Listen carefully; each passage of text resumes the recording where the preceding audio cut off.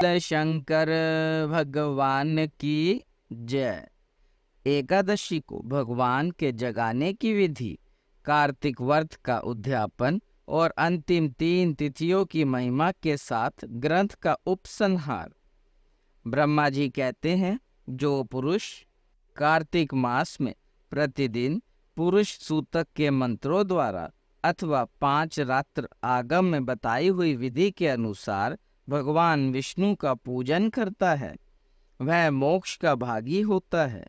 जो कार्तिक में ओम नमो नारायण इस मंत्र से श्री हरि की आराधना करता है, वह नरक के दुखों से मुक्त हो रोग शोक से रहित वैकुंठ धाम को प्राप्त होता है। कार्तिक मास में जो मनुष्य विष्णु सहस्त्र नाम तथा गजेंद्र मोक्ष का पाठ करता है, उसका फिर संसार में जन्म नहीं होता। सुवत्र जो कार्तिक मास में रात्रि के पिछले पहर में भगवान की स्तुति का गान करता है, वह पितरों सहित श्वेत द्वीप में निवास करता है। आषाढ़ के शुक्ल पक्ष में एकादशी तिथि को शंखासुर दैत्य मारा गया है, अतः उसी दिन से आरंभ करके भगवान 4 मास तक क्षीर सागर में शयन करते हैं और कार्तिक शुक्ला एकादशी को जागते हैं। इस कारण वैष्णवों को एकादशी में निम्नांकित मंत्र का उच्चारण करके भगवान को जगाना चाहिए।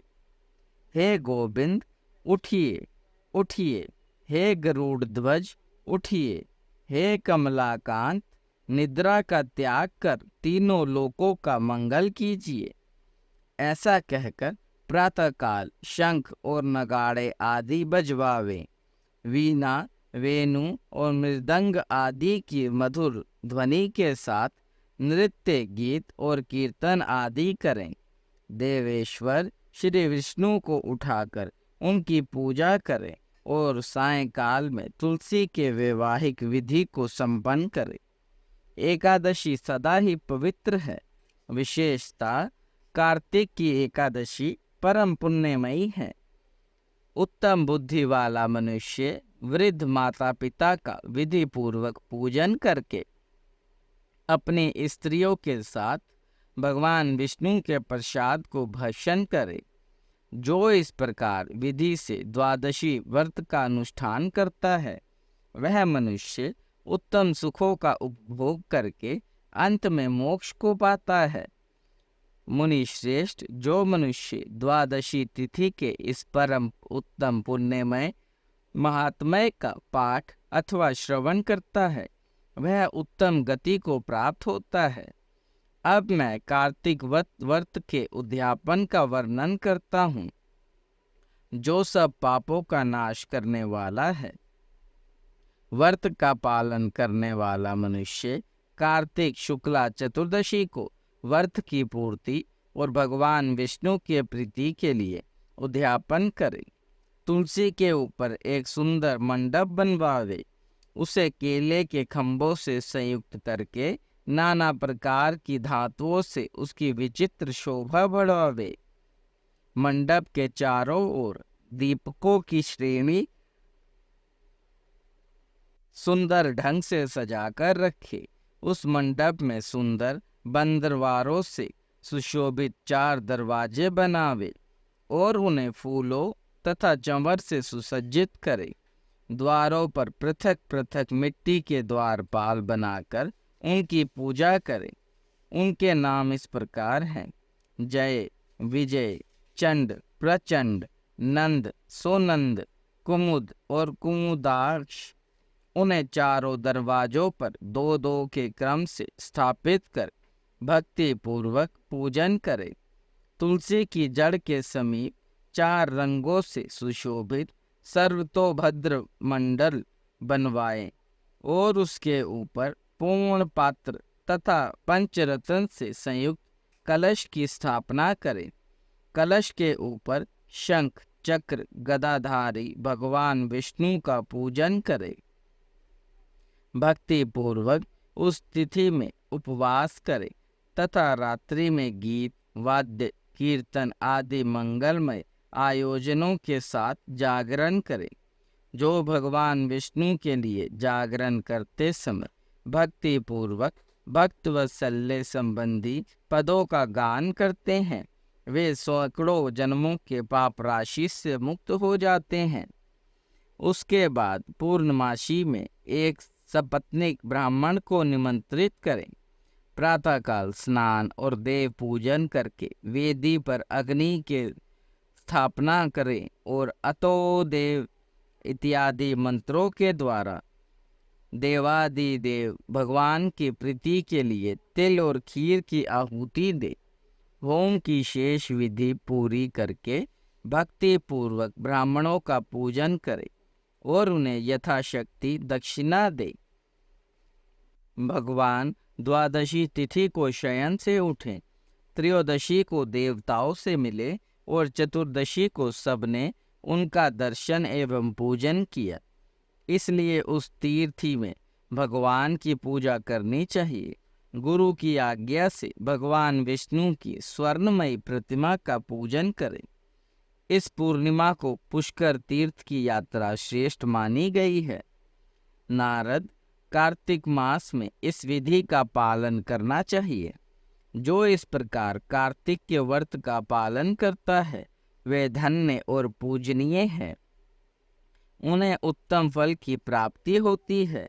जो भगवान विष्णु की भक्ति में तत्पर हो कार्तिक में व्रत का पालन करते हैं, उनके शरीर में स्थित सभी पाप तत्काल नष्ट हो जाते हैं। जो श्रद्धा पूर्वक कार्तिक के उद्यापन का महात्म्य सुनता है या सुनाता है, वह भगवान विष्णु का सायुज्य प्राप्त कर लेता है। भगवान विष्णु की पूजा में रात्रि काल व्यापिनी चतुर्दशी ग्रहणी को ग्रहण करना चाहिए और अरुणोदय के समय भगवान विष्णु की पूजा करनी चाहिए। सायकाल काशी के पंचगंगा तीर्थ में स्नान करके भगवान विदुम्ब माधव की पूजा करें। पहले विष्णु कांची में स्नान करके भगवान अनंत सेन की पूजा करें। फिर रुद्र कांची में स्नान करके ओंकारेश्वर के अग्नि तीर्थ में नहाकर भगवान नारायण की रेतोदक में स्नान करके केदारेश्वर की प्रयाग में यमुना में नहाकर भगवान वेणी माधव की और फिर गंगा में स्नान करके संगमेश्वर की पूजा करें। जो ऐसा करता है उसके सब प्रकार की संपत्तियां अधीन हो जाती हैं। कार्तिक मास के शुक्ल पक्ष में जो अंतिम 3 पुण्य तिथियां बताई गई हैं, वे त्रयोदशी, चतुर्दशी और पूर्णिमा कल्याण करने वाली मानी गई हैं। उनकी अति पुष्करणी संज्ञा है। वे सब पापों का नाश करने वाली है। जो पूरे कार्तिक मास में स्नान करता है वह इन्हीं 3 तिथियों में स्नान करके पूर्ण फल का भागी होता है। त्रयोदशी में समस्त वेद जाकर प्राणियों को पवित्र करते हैं। चतुर्दशी में यज्ञ और देवता सब जीवों का पावन बनाते हैं और पूर्णिमा में भगवान विष्णु से अधिष्ठित संपूर्ण श्रेष्ठ तीर्थ ब्रह्मज्ञाती और शराबी आदि सब पापी प्राणियों को शुद्ध करते हैं। जो गृहस्थ उक्त 3 तिथियों में ब्राह्मण कुटुंब को भोजन कराता है वह अपने समस्त पितरों का उद्धार करके परम पद को प्राप्त होता है। जो कार्तिक के अंतिम 3 दिनों में गीता पाठ करता है उसे प्रतिदिन अश्वमेघ यज्ञ का फल प्राप्त होता है। जो उक्त 3 दिन विष्णु सहस्त्र नाम का पाठ करता है वह जल से कमल के पत्तों की भांति पापों से कभी लिप्त नहीं होता। वैसा करने वाले कुछ मनुष्य, देवता और कुछ सिद्ध होते हैं।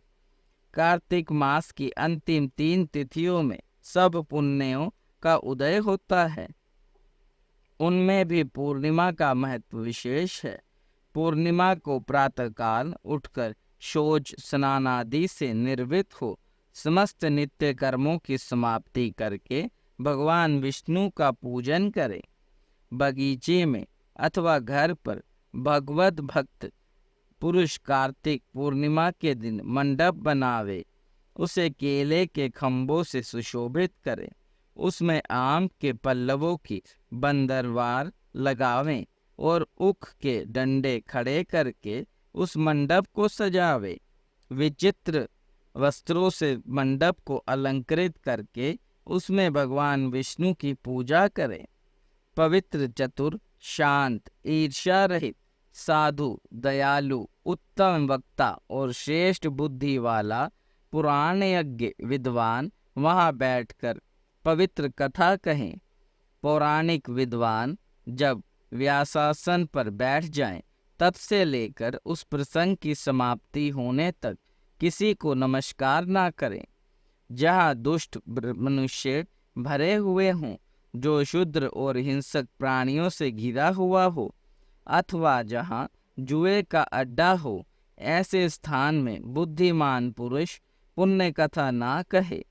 जो शुद्ध और भक्ति से संयुक्त अन्य कार्यों की अभिलाषा ना रखने वाले, मौन, पवित्र एवं चतुर हो, वे ही श्रोता पुण्य के भागी होते हैं।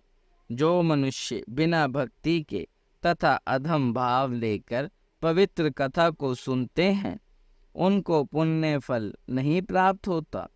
मास के अंत में गंध, माल्य, वस्त्र, आभूषण तथा धन के द्वारा भक्ति पूर्वक पौराणिक विद्वान का पूजन करें। जो मनुष्य कल्याणमय पुराण कथा को सुनाते हैं, वे 100 कोटि कल्पों से अधिक काल तक ब्रह्मलोक में निवास करते हैं। जो पौराणिक विद्वान के बैठने के लिए कंबल, मृग चम्र, वस्त्र, चौकी अथवा पलंग देते हैं, जो पहनने के लिए कपड़े देते हैं, वे ब्रह्मलोक में निवास करते हैं। यह कार्तिक महात्म्य सब रोगों और संपूर्ण पापों का नाश करने वाला है। जो मनुष्य इस महात्म्य को भक्ति पूर्वक पढ़ता और जो सुनकर धारण करता है, वह सब पापों से मुक्त हो भगवान विष्णु के लोक में जाता है। जिसकी बुद्धि खोटी हो तथा जो श्रद्धा से हीन हो, ऐसे किसी भी मनुष्य को यह महात्म्य नहीं सुनाना चाहिए। सूत जी कहते हैं, ब्रह्मा जी के मुख से इस प्रकार कार्तिक महात्म्य की कथा सुनकर नारद जी प्रेम में मगन हो गए।